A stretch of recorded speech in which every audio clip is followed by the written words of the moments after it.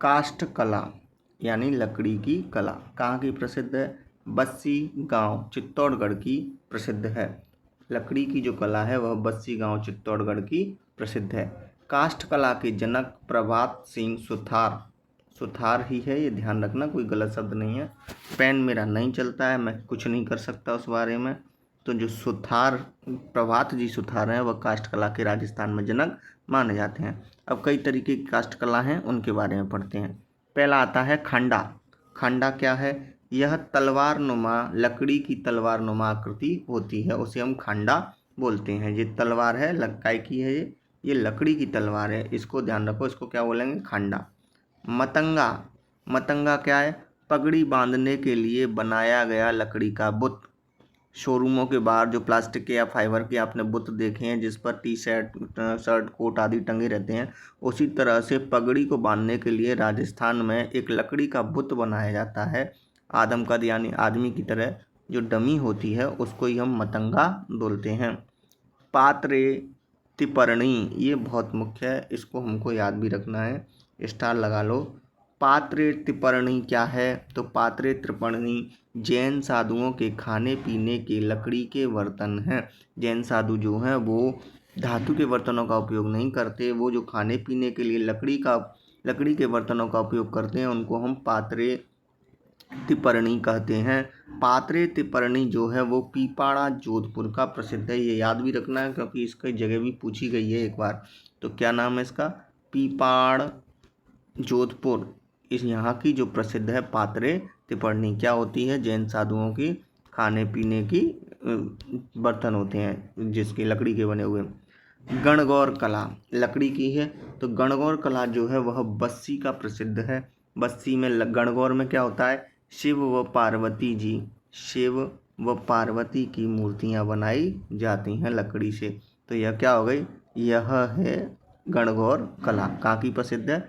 बस्सी चित्तौड़गढ़ की। कठपुतली कला, कठपुतली कला जो है वह जोधपुर की प्रसिद्ध है। जोधपुर में क्या है? कठपुतली कला। किसकी लकड़ी से बनती है जो कठपुतली? तो अरड़ू की लकड़ी से बनती है। अरड़ू की लकड़ी से क्या तैयार किया जाता है? कठपुतली तैयार की जाती है। कठपुतली कला का जो जादूगर है वह दादा पदम जी को माना जाता है। दादा पदम जी कौन है? यह कठपुतली के जादूगर हैं।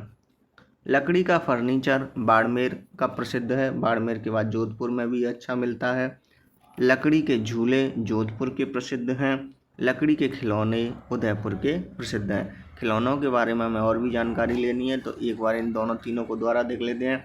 लकड़ी का फर्नीचर बाड़मेर जोधपुर, लकड़ी के झूले जोधपुर और लकड़ी के खिलौने उदयपुर के प्रसिद्ध हैं। खिलौनों के बारे में जानते हैं, इस सारणी को थोड़ा सा ध्यान से देखना है हमें। खिलौने, लकड़ी के खिलौने उदयपुर के प्रसिद्ध हैं। पहली बात तो कलात्मक खिलौने जेठाना गांव अजमेर के प्रसिद्ध हैं। ये नाम याद रखने गांव के, क्योंकि कई बार गांव के नाम ही आते हैं। तो कलात्मक खिलौनों के लिए जेठाना गांव कहाँ पर है? अजमेर में। मिट्टी के खिलौने के लिए बू नरावता गांव, ये बहुत ज़रूरी है। ये बू नरावता जो है दो अलग अलग गांव हैं। बू से नरावता जो गांव है वो 800 मीटर यानी 1 किलोमीटर भी नहीं, 800 किलोमीटर की दूरी पर ही है। तो बू नरावता गांव नागौर में है, यहाँ मिट्टी के खिलौने बनाए जाते हैं। अब आता है रमकड़ा उद्योग। रमकड़ा उद्योग कहाँ का प्रसिद्ध है? गलियाकोट उदयपुर डूंगरपुर का प्रसिद्ध है। यह क्या होता है रमकड़ा में? यहाँ सोप स्टोन, जो सोप स्टोन होता है उसके पत्थरों का, जिसे घिया के पत्थर भी बोलते हैं, खिलौने बनाए जाते हैं। सोप स्टोन या घिया के पत्थरों के खिलौने कहाँ के प्रसिद्ध हैं? तो रमकड़ा यानी गलियाकोट डूंगरपुर के प्रसिद्ध हैं। एक बार द्वारा लिख लेते हैं। लकड़ी के खिलौने उदयपुर के, कलात्मक खिलौने जेठाना गांव अजमेर के, मिट्टी के खिलौने बू नरावता गांव नागौर के, रमकड़ा उद्योग जो गलियाकोट का प्रसिद्ध है, यहाँ सोप स्टोन के खिलौने या घिया पत्थर के खिलौने गलियाकोट डूंगरपुर के प्रसिद्ध हैं। आज की वीडियो में इतना ही, धन्यवाद।